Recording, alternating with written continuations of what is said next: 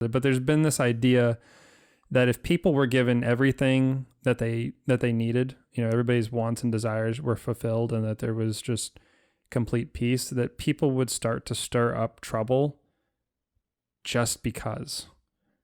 That there's this inherent desire in nature for there to be things that are problematic or elements of chaos. And I feel like we're kind of tiptoeing on something like that, where things in America, it's not problem free. But most of the problems are staved off. Like the majority of issues that people face throughout life is usually, can you get enough food to survive? Can you protect your family or your town or village from being ransacked or slaughtered by opposing forces? You're dealing with life or death consequences. And these days we don't really, at least in America, the majority of the population is not facing life or death consequences. And most needs are going to be met, at least to a sustainable degree. And beyond that, though, what kind of cause are you going to take up? People, I think we're dealing with a country that has a lack of sense of purpose. I feel like it got hammered into the 90s generation, at least for me in the church. It was just like, you're going to go out and you're going to change the world and you're going to do all these amazing things. That's not the majority of people. So if your identity's been rooted and you're going to do all these great things, especially coming from America, where some of the best inventions ever in historical times all came from here, whether you're talking about computers, planes, just these mass food productions, the type of tools they've invented to create these and utilize these massive farms to feed so many people. Like, the technological advances are amazing. And these days, even if you can come up with something, it usually doesn't feel like it's on that type of grand scale. So people are getting on board with whatever they can and making issues out of non-issues. But they don't really want to work too hard for it. So you get little social media posts about it with no action, like we were talking about earlier. And essentially, people will just create problems when there are none. Yeah, I think that's definitely happened a little bit, and I think in their minds they do think that there is some type of problem that needs to be solved. And you talk about a lack of purpose in our generation, right? I do think some of it is because we have removed, what do we worship, right? What do we worship? And I love capitalism. I think capitalism is great. I think it's a good system. Has its flaws for sure, but a better system than socialism. Mm-hmm. But I do think we have become a pretty materialistic culture. Consuming. As a whole. We do. We consume constantly and create very, very little. And to a certain extent, I wonder if we create our own thoughts anymore. I wonder if we're just always getting them from other things because we consume so much.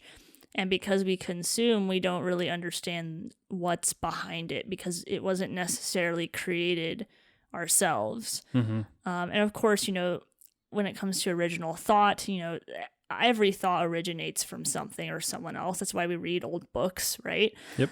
There's some things about Aristotle that I really like, and those are some of his thoughts. But if we are consuming other people's thoughts, what kind of other people are we? What thoughts of other people are we consuming? Right. Are we, again? I go back to TikTok because you have a bunch of Gen Z millennials who haven't picked up a book in 25 years, which, I mean, they're probably like 13, so they're not even 25, but they haven't picked up a book in a long time, or they haven't picked up, a reputable source in a long time, and they're just spewing off their thoughts and they don't even know why. Mm-hmm. I feel like that's what they're consuming. So they're consuming lots of nothing, and therefore they spit out a bunch of nothing. Suppose if we're actually taking in more, robust information or thoughts and ideas, we might actually spit out some more robust and thoughtful ideas. Yeah, I agree. And that for all of its gifts, the internet is, at least to me, looking at the long-term effects, is it's proving to be an overall deficit at this point, particularly because of social media. And I wasn't going to bring it up till later, but this is probably a good time to bring it in. Let the spirit move, Connor. We'll bring it in, is that Mark Zuckerberg announced this week that Facebook, I guess it's Facebook Incorporated technically, is changing its name. Not the social media platform, but the parent company itself is changing its name because it's invested in too many other projects and different types of too many other products that are just not necessarily social media. But he released this video this week, saying that they were changing the parent name from Facebook to Meta is the name, and it's kind of centered around this idea that Mark's had since he was a kid, but it's been in science fiction for longer. Essentially, the project that they're looking at, and he hired thousands of software engineers in Germany, I believe, for this. And I'm forgetting the exact number, and I'm just not even going to speak to it. Sorry, I found it. 10,000. Oh. I believe it was around 10,000 that they hired in Germany for this. But he's essentially working towards a product called the Metaverse, which will be a virtual reality where life can take place. So this is beyond Skype. It's beyond Microsoft's HoloLens, which is what you would call, I believe, augmented reality. So those types of glasses, you put something on and you have a whole digital office set up within a room. You can have a 80-inch TV. Your entire wall could be a TV. You can have photos that float and revolve and change. Like, you can have this whole virtual office set up.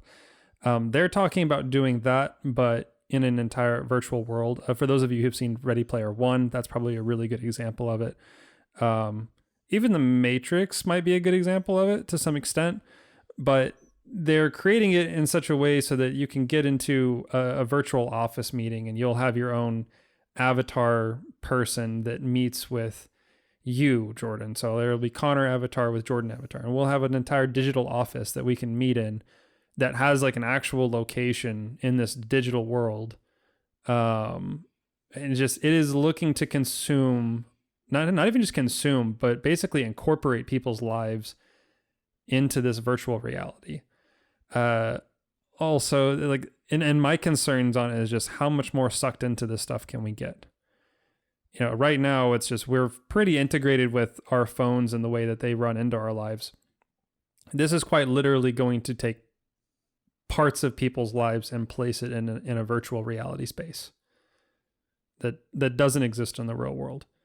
It can be real people and such, but it's just going, the implications of creating such a universe, there's no way we could get through it even in multiple podcasts of what type of world that potentially could create.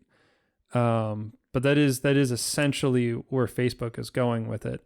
And considering the way that the internet has gone to date and social media where it's at currently, I can't see it being a good idea. Yeah, I'm pretty skeptical about it because I feel like people don't even know how to have real conversations anymore, which is really tragic. And, I really enjoy talking with you, Connor, because I get to look you in the eye and I know that you're there. I know you're physically there. And that's really great. And I feel like, we have a respect for each other and we can talk and disagree and have different senses of humor, but also just be able to be together and to have a virtual space. Though I can see some upsides to it, maybe in a corporate world where you need to meet together, like that would be pretty interesting. Pretty cool. There's some upsides to it. But I think the point that you're making, that it's going to consume even more of us, is the more frightening thing. And there's very real things going on in the real world. We don't need another world to interact with when we barely interact with the world that we have now. And that world brings a whole new set of problems along with it.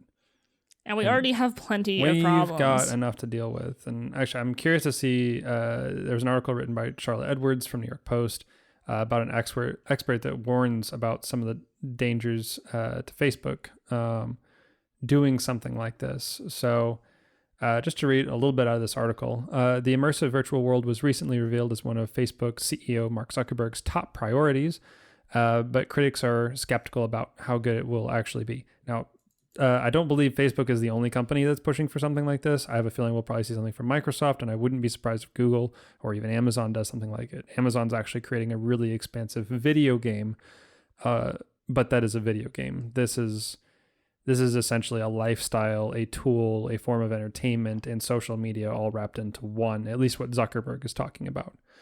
Dr. David Reed, professor of AI and spatial computing at Liverpool Hope University, thinks it will change our lives just like the internet did. He's also very worried about the potential dangers. He said, the metaverse has huge implications. It comes with fantastic advantages and terrifying dangers.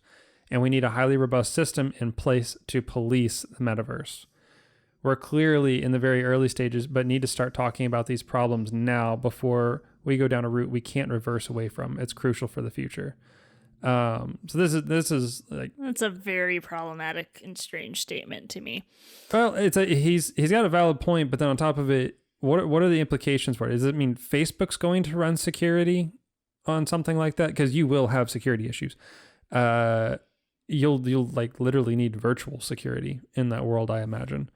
Is it going to be a third party? Is it going to be the government? And considering Facebook's recent statements with their supposed whistleblower, it sounds like they would want more government intervention. So I imagine that would give the government more hands into the virtual realm, which is probably our best place for decentralized anything, quite frankly, whether you're talking currency, media, social media, anything like that. And this is just, it really plays to the tune of people just wanting to consume more and more. And I think this will feed that to a greater deal than ever before. And I don't think we still understand the implications that the internet's brought around, much less having something like this show up in the next 10 to 15 years. Yeah. I mean, there's already things that are concerning about social media in general, especially with a lot of the, I'd say, younger ones, even a little bit younger than me. And reason why I even say that is that with Instagram, like they had a lot of crucial growth that brought on a lot of different features that, some people played to and some people didn't. When I got on Instagram, it wasn't as much of a I need to grab attention type tool. Right. And by the time I saw people, who were, 13, 14, 15 and so on, getting these apps, you can, and I think even the Facebook whistleblower, the one thing she did say, like, what's new, right? She didn't say anything that was super new. She's like, yeah, there's self-esteem issues with girls. Like, oh, really? Strange. Never knew. But she was, there are mental health issues with that. She's definitely right about that. Again, nothing new though. Nothing new. It's not new to know that like a lot of we'll say the tech giants, I know Bill Gates is one of them. Steve Jobs is another. And there's other people that are just, anybody that's high up in creating a lot of this technology doesn't let their kids use it. Yeah. Because they understand. That should speak volumes. On top of 100%. it, services like Facebook and Instagram, by the way, same company, WhatsApp, Messenger, and a host of other ones that they're doing. They're free products, supposedly, but they make their money off of something. That is selling your information for advertisements. Yep. Nope. That's a thing too. So they've made a product out of people to sell to advertisers.